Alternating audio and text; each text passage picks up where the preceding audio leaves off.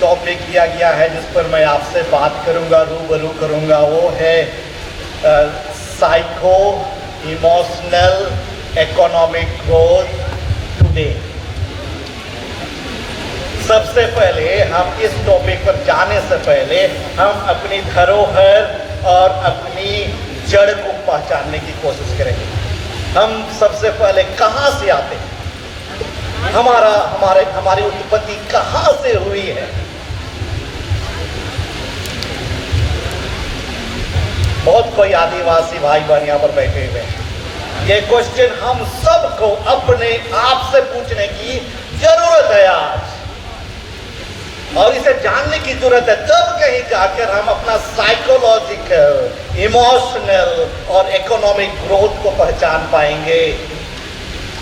हमारी उत्पत्ति कहाँ से हुई थी? हमारी उत्पत्ति हमारे पूर्वज हड़प्पा और मोहनजोदड़ो में बसे हुए। आप हिस्ट्री में पढ़े हो ना, हड़प्पा और मोहनजोदड़ो की सभ्यता कहाँ पर हुआ करती थी?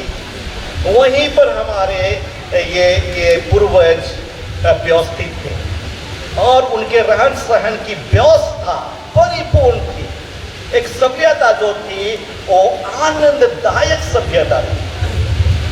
वे परिपूर्ण थे, खेती बाड़ी उन्हें आता था करने के लिए। उनके घर के आजू बाजू क्या थे? नालियां थी गंदे पानियों को बहने के लिए। उनका घर एक व्यवस्थित रूप से बना हुआ था। और तब क्या होता है, हमारे पूर्वज वहां पर आनंद का जीवन जी रहे थे, एक व्यवस्थित जीवन जी रहे थे। तभी क्या होता है, अचानक अरब कंट्री की ओर से आर्यन लोग वहां पर आते हैं। और जब आर्यन लोग देखते हैं यहाँ की सभ्यता एक परिपूर्ण सभ्यता है, एक व्यवस्थित सभ्यता है, एक सुचारू रूप से चलने वाली सभ्यता है, तब वे क्या करते हैं, उन्हें अटैक करते हैं। और हमारे पूर्वज उस युद्ध में क्या करते हैं, हार जाते हैं। और जब उनके पास कोई रहने की सुविधा नहीं थी, कहीं जाने की व्यवस्था नहीं थी, और क्या करते हुए चिंतित में पड़ जाते हैं और अपना बोरिया बिस्तर लेकर वे वहां से चल पड़े। उन्हें पता नहीं था कौन सा रास्ता वे अपनाएंगे, कौन सा रास्ता लेकर वो जाएंगे कहीं और वहां पर जाके वे बस जाएंगे। उनके पास बहुत सारी आध्यात्मिक, साइकोलॉजिकल, मानसिक चिंताएं थी। और उसी को ढोकर वे क्या करते हैं, वहां से नदियों को पकड़कर जहां नदी बह रही थी उसी ओर क्या करते हैं, वे जाने लगते हैं। बहुत सारे हमारे भाई, हमारे पूर्वज कहीं बिछुड़ गए। आज भी महाराष्ट्र में एक जगह है जहां पर बहुत सारे आदिवासी हैं, उन्हें धांगोड़ कहा जाता है। और हमारे आदिवासी कोई चले गए नॉर्थ, कोई चले गए साउथ, लेकिन एक बड़ी संख्या में लोग एक नदी को पकड़कर वे क्या आते हैं, आने लगते हैं, जाने लगते हैं, इधर पानी बहता है। और वे रोहतासगढ़ में आकर वे एक बहुत बड़ा पहाड़ है, वहाँ ऊपर जाते हैं और वहाँ वो देखते हैं कि ये बहुत सुंदर जगह है जहाँ वो व्यवस्थित हो जाएं, वे वहाँ पर बस जाएं, खेती करने योग्य वे क्या करें, जमीन बनाएं। और वे वहाँ जाकर खेती करने योग्य जमीन बनाते हैं और वहाँ पर वो बस जाते हैं। और जब आर्यन यहाँ पर राज्य कर रहे थे, उसके बाद मुगल साम्राज्य आता है। और जब मुगल साम्राज्य उत्तर भारत को पूरी तरह से अपने हाथों में ले लेता है, तब उन्हें पता चलता है कि रोहतासगढ़ में एक व्यवस्थित प्रजा है जहाँ पर वे आनंद का जीवन जी रहे हैं, उनका अपना राजा है और वे एक अच्छा जीवन जी रहे हैं। और तब कहीं जाकर वे रोहतासगढ़ को अटैक करते हैं और वहाँ फिर से हमारे पूर्वज हार जाते हैं। और तब कहीं जाकर वे कोयल रिवर को लेकर, कोयल नदी को लेकर वे छोटा नागपुर आ जाते हैं। और जब वे देखते हैं छोटा नागपुर को, इतना सुंदर जगह, पेड़ों से भरा हुआ, जंगल के फल फूलों से भरा हुआ एक सुंदर सा जगह, और वे क्या करते हैं, जंगल को साफ करने लगते हैं। और जब जंगल को साफ करके खेती करने योग्य जमीन बनाते हैं और वो एक व्यवस्थित रूप से खेती करने लगते हैं।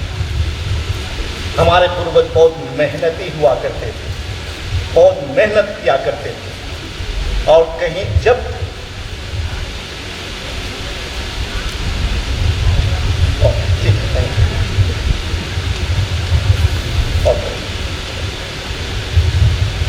और वहां पर खेती करके वे बस जाते हैं, और हम आज यहाँ पर व्यवस्थित बैठे हुए हैं, उन्हीं के बेटे बेटियां हैं। यहाँ पर हम देखते हैं, मैं क्यों अपने पूर्वजों को की याद दिला रहा हूँ आपको, क्योंकि हम जिस अवस्था में हैं, जो जिस व्यवस्था में हम अभी एकत्रित हुए हैं, हमारे पूर्वज मानसिक रूप से बहुत ही प्रताड़ित हुए। मानसिक रूप से ही केवल नहीं, इमोशनली, भावनात्मक रूप से भी। और अंत में हम क्या करते हैं, आर्थिक रूप से हम पंगु बन जाते हैं। हमारे पास सब कुछ था, सब कुछ व्यवस्थित था, लेकिन उनके रहते हुए भी हम क्या हो जाते हैं, पंगु बन जाते हैं। हमारे हाथ पैर काट दिए जाते हैं सभी ओर से, psychologically, emotionally and also social. और हम उन्हीं के बेटे बेटियां हम यहाँ पर बैठे हैं। इसलिए आज का समाज कितने डिस्ट्रैक्शंस से भरा हुआ है कि हम उससे निकल नहीं सकते।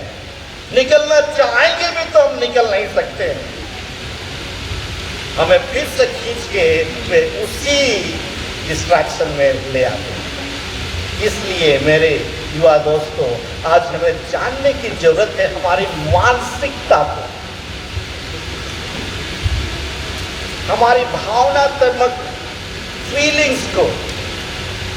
हम किस आर्थिक परिस्थिति से आ रहे हैं, और जब तक इन सबको हम पहचानेंगे नहीं, हम आगे बढ़ नहीं पाएंगे। और माजिस का क्या अर्थ है, मोह, never to be stopping in one place, always traveling. Therefore, we are the pilgrims of hope. आशा हमारे साथ में। एक कहानी हमको याद आती है। एक समय समुद्र में एक नाव में बहुत सारे इमोशंस क्या कर रहे थे, ट्रैवल कर रहे थे। एंगर है, डिप्रेशन है, स्ट्रगल है, सैडनेस है, ये सारे के सारे ये इमोशंस नाव में ट्रैवल कर रहे थे समुद्र में। और नाव इतने सारे इमोशन से भरे हुए थे कि ऑलमोस्ट नाव क्या कर रहा था, डूबने जा रहा था। और जब नाव डूबने जा रहा था, और तब उन्हें ख्याल हुआ कि किसी को तो सैक्रिफाइस करना है सबको बचाने के लिए, किसी को अपना जान दे देना है, तब कहीं नाव जाकर बचेगा और सारे के सारे इमोशंस बच जाएंगे। सब एक दूसरे को देख रहे थे, कौन कूदेगा समुद्र में और अपना जान देगा। और ऑलमोस्ट समुद्र में नाव डूबने वाला था। तब कहीं जाकर एक इमोशन, और उस इमोशन का नाम है प्यार। और वो प्यार क्या करता है, नाव से कूद जाता है और अपनी जान दे देता है। और सभी इमोशंस को क्या करता है, वो बचा लेता है। आज उसी प्यार की आवश्यकता है हम सबको। और जब तक हम उस प्यार को नहीं समझेंगे, हम प्यार को बहुत क्या करते हैं, गलत रूपों में समझते हैं। अच्छे रूपों में हम प्यार को समझने की कभी चेष्टा नहीं करते। आप सब क्या करते हो, रात में मोबाइल पर व्यस्त रहते, अगर ठंडे का मौसम है, रजाई के अंदर में मोबाइल लेकर हम बात करते हैं, और हम क्या बात करते हैं? अननेसेसरी चीज बात करते हैं, जिन पर हमें बात नहीं करनी चाहिए उन पर हम बात करते हैं। उन पर हम क्या करते हैं? भारी से भारी अपना समय दे देते हैं। रात भर आप कंबल के नीचे, रजाई के नीचे फोन लेकर क्या करते हो? बातें करते हो, प्यार की बातें करते हो। आप बोल सकते हो क्या वो सच्चा प्यार है या नहीं? नहीं, कोई बोल रहा है नहीं। तो फिर आप क्यों इतना समय देते हो उस प्यार के बारे में बात करने के लिए? जो नाव में इतने सारे इमोशंस ट्रैवल कर रहे थे, और प्यार अपना सैक्रिफाइस कर देता है दूसरे इमोशंस को बचाने के लिए। इसलिए मेरे युवा मित्रों, अभी समय आ गया है, आप अपने डिस्ट्रैक्शंस, एक्शंस को समझने की चेष्टा करें। बहुत सारे क्या होते हैं, बहुत सारी चीजें, बहुत सारी घटनाएं हमारे आजू बाजू चल रही हैं। उन सब को हमें और आपको क्या करना है? अवेयर होना है, जानना है कि ये सारे चीज हैं जो हमारे लिए अच्छाई के लिए हैं या हमें दूसरे रास्ते पर ढकेल देने के लिए। प्यार बहुत सारे इमोशंस को बचलाते हैं। एक बहुत बड़ा इमोशंस क्या है? एंगर। जब हम किसी से गुस्सा करते हैं तो हमारा रिलेशनशिप क्या हो जाता है? टूट जाता है, और उस रिलेशनशिप को पुनः बनाने के लिए हमें काफी साल लगता है। लेकिन फिर भी प्यार क्या करता है? उस इमोशन को बचा देता है। और अगर हम किसी से गुस्सा किए हैं तो जब तक वो प्यार नहीं आएगा उस गुस्सा के समक्ष, तो क्या गुस्सा भागेगा? नहीं भागेगा। गुस्सा गुस्सा ही रहेगा। हमारे और आपके संबंध हमेशा खट्टे ही रहेंगे, तीते रहेंगे, कभी मीठे नहीं होंगे, जब तक कि वो प्यार उस गुस्से में नहीं आएगा। इसलिए जब अगर हमें एक सुव्यवस्थित जीवन जीना है, सुव्यवस्था लानी है अपने जीवन में, तो अपने इमोशंस को पहचानने होंगे। जैसे मैंने कहा, बहुत सारे डिस्ट्रैक्शंस हैं, हम डिस्ट्रैक्शन से कूद ही नहीं पाएंगे। लेकिन हमें जीने से आज सीखना है कि उस डिस्ट्रैक्शन में हम कैसे सीखेंगे, उस डिस्ट्रैक्शन में हम कैसे अपना जीवन जिएंगे।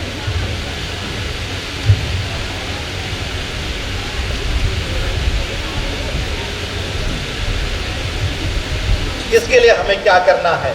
यथार्थवाद बनना है, रियलिस्टिक जीवन जीनी है। बहुत हम क्या करते हैं? अपना जीवन एक ख्वाब में जीते हैं। हमारा बहुत बड़ा ख्वाब रहता है, लेकिन उस ख्वाब को पाने के लिए हम क्या मेहनत नहीं करते हैं, लेकिन केवल ख्वाब देखा करते हैं। ख्वाब देखना बुरी बात नहीं है, लेकिन उस ख्वाब को पाने के लिए आपको एक कड़ी मेहनत करनी होगी। और हम वो कड़ी मेहनत से आज झिझकते हैं। हमारे पुरखे कड़ी मेहनत, हमारे पुरखे जंगलों को साफ कर खेती करने योग्य बनाए, और आज हम इतने कमजोर हो गए हैं इमोशनली, साइकोलॉजिकली, इकोनॉमिकली, कि हम मेहनत के बजाय एक आराम का जीवन जीने की चेष्टा करते हैं। इसलिए जब तक हम मानसिक रूप से अपने आप को स्वतंत्र नहीं कर पाएंगे, हम जहां हैं वहीं रह जाएंगे। इसलिए आज हमारे सामने बहुत बड़ी चुनौती है कि हम अपने आप को कैसे स्वतंत्र करेंगे। सभी मुर्गियां खाते हैं, चिकन खाते हैं। जब आप चिकन को देखते हो उसका कोई वैल्यू है? उसका कोई वैल्यू नहीं रहता है। लेकिन जब वो चिकन दुकान में काटा जाता है और तब कहीं उसका वैल्यू बढ़ जाता है। हम पैसे देकर उसको हम खरीदते हैं। हमारा जीवन एक बार दिया गया है। जब हमारा जीवन मर जाता है तो हमारे मृत शरीर का कोई वैल्यू रह जाता है? चिकन के बराबर भी वैल्यू नहीं रह जाता। जीव जंतुओं का वैल्यू मर जाने के बाद होता है, लेकिन आपका और हमारा वैल्यू जीवित रहते होता है। मरने के बाद हमारा कोई भी वैल्यू नहीं रह जाता।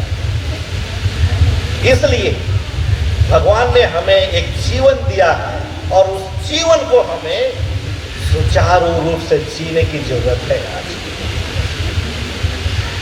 इसलिए आज इस दुनिया में इतने सारे डिस्ट्रैक्शंस हैं, तो उसे हमें जीतने की तमन्ना रखनी चाहिए।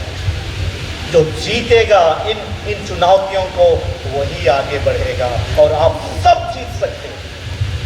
फादर विंसेंट बोल रहे थे, आप में इतनी एनर्जी होनी चाहिए आपके हृदय में, आपके मन में, कि आप कोई भी विघ्न बाधाएं आपके सामने आएगी, आप सबों को क्या करोगे? जीतते चले जाओगे। इसके लिए आपको हमेशा सकारात्मक सोच रखनी। हमारे पूर्वज हड़प्पा और मोहनजोदड़ो की सभ्यता से एक पिलग्रिम ऑफ होप बनकर छोटा नागपुर पर आते हैं और वहां व्यवस्थित होते हैं। इसलिए आज हम जिस परिस्थिति में, जिस सोशल स्टेटस में हम हैं, उससे निकलने की कोशिश करें और अपने आप को आंकने और जांचने की चेष्टा करें।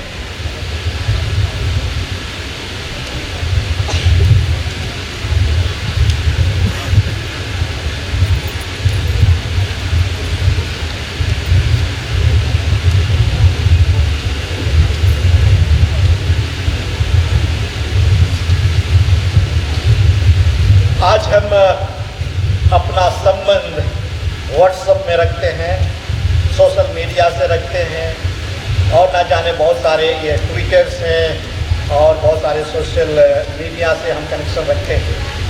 लेकिन हम क्या कर रहे हैं? सबसे ऑनलाइन हम कनेक्शन रखते हैं, ऑनलाइन अपना रिलेशनशिप रखते हैं, और जो व्यक्ति हमारे अगल बगल बैठे हैं उनको हम वैल्यू नहीं देते। इसलिए मेरे युवा मित्रों, आज हममें और आप में जागने की ये तमन्ना होनी चाहिए। जो अगल बगल जो बैठे हैं वही हमारे सच्चे मित्र हैं।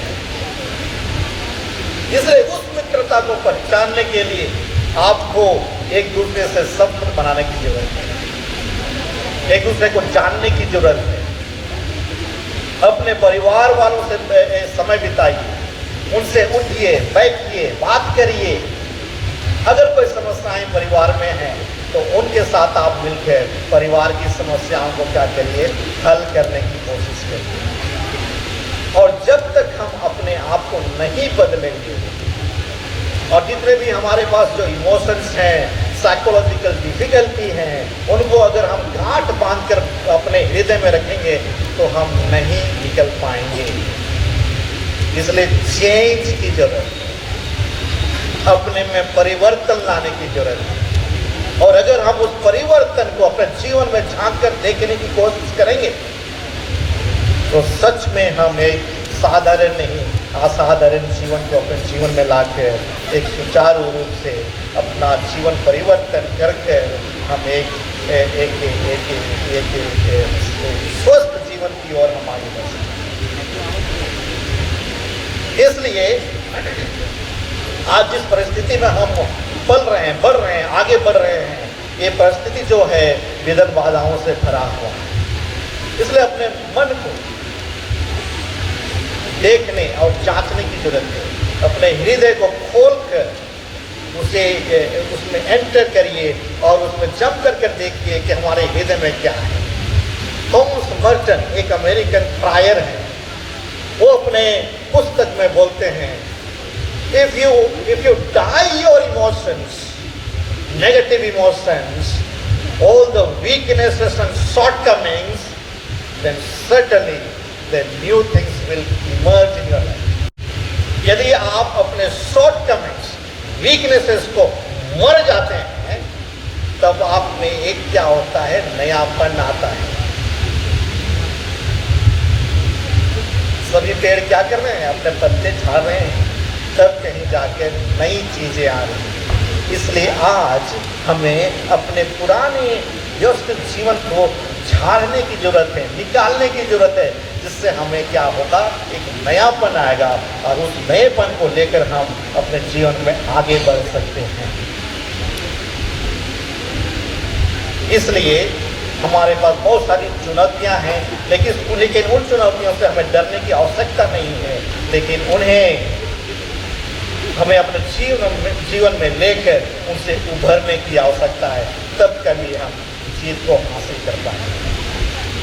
इससे चलिए हम सब मिलकर आज प्रण करें कि हम अपने जीवन को बदलें, अपने जीवन को झांक कर देखें कि हम में कहां पर ऐसी चीजें छिपी हुई हैं जो हमको उस चीजों से निकलने के लिए मजबूर नहीं कर रहा है।